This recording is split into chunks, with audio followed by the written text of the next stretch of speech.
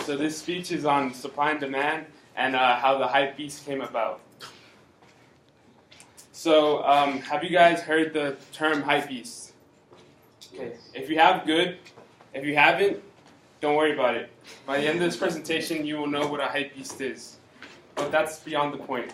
The real focus of this presentation is how supply and demand works, and specifically how Adidas has used supply and demand to make profits and how this has affected like our daily life. Before I talk about supply and demand, I need to talk about inflation. So inflation is basically when prices like for clothes, rent, food goes up, and the people who live in the area don't have their wages don't go up, so they don't have the money to support like the increase in prices. And according to the article Supply Chain Bilateral Coordination with Option Contracts under Inflation Scenarios, like in recent years, all over the world there has been like a lot of inflation, whether it be food prices, clothes, like it has climbed to unknown rates. And this has happened especially in America, in places like the Bay Area or in LA, where there's a lot of money flow, a lot of people. There's a lot of new job opportunities in the Bay Area, so a lot of people with money go into places like the Bay Area, like in San Jose, and they basically this term is known as gentrification.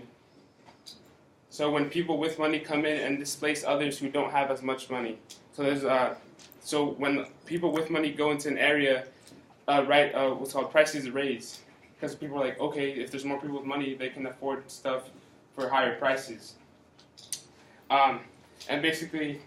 Go ahead.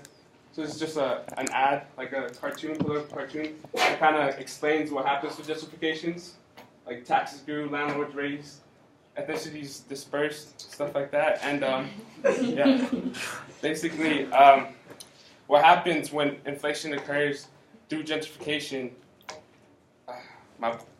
So gentrification has been happening since the beginning of time. It occurred with the pioneers, and back then. It was paid through blood. Like when people were pushed out, it was paid through blood.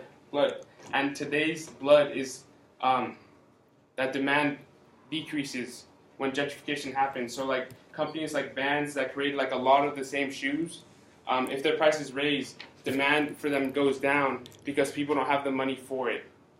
And Adidas uses this to their advantage with their supply and demand system. So basically, what they do is they have very little supply of something like shoes, and they like demand is high for them. So they had in recent years they created 3 shoes which I will highlight. So the first shoe is the NMD, which stands for Nomad. I'm wearing some at the moment, and basically NMDs they're shoes that are like sought out for because there's very few of them. There's days where like there's a drop, like an anticipated drop, like on Adidas will be like coming soon. And there's a limited amount, and they tend to sell out. The price range for these range from $130 to like $200. And then there's another shoe, the Ultra Boost, which is known for its comfort. Yeah, it's a shoe that ranges from like $180 to $200. Yeah, and then the third shoe is the Yeezy, which is backed by Kanye, which goes from $220 and beyond. And so. My favorite shoe is the NMD, which I like because of its style, and like a lot of people seek out for these shoes. Same thing with the Ultra Boost and the Yeezy, and it's because the Yeezy is backed up by Kanye. So a lot of people, regardless if they don't have money for it, they want to have these shoes because it's something that like no one else has. So there's little supply, so people demand more of it. And this is where we get to a hype beast. So according to Urban Dictionary, a hype beast is a kid that collects clothing, shoes, and accessories for the sole purpose of impressing others. I don't consider myself a hype beast. I just like NMDs, but there is I myself have found like in situations where I wake up early to try to buy a certain pair of shoes, and sometimes I'm disappointed when I don't get them. But this is what Adidas has been feeding off, hoping that people do this. So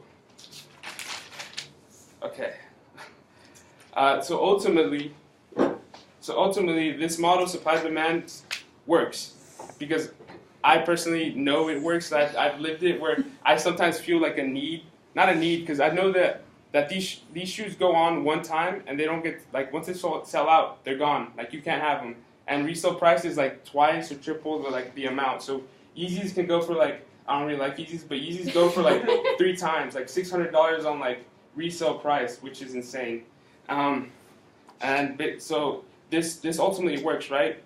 And this information can be helpful for those of you who are in like business majors in the professional world. You'll use this later on in life. You have your own business, supply and demand. So maybe having little supply will give you high demand and high profits. But it doesn't just apply to that. It can also apply on a personal level. So, for example, when you tend to supply too much of your time to a specific person, they don't demand as much of you when you're with them. You know, it can be,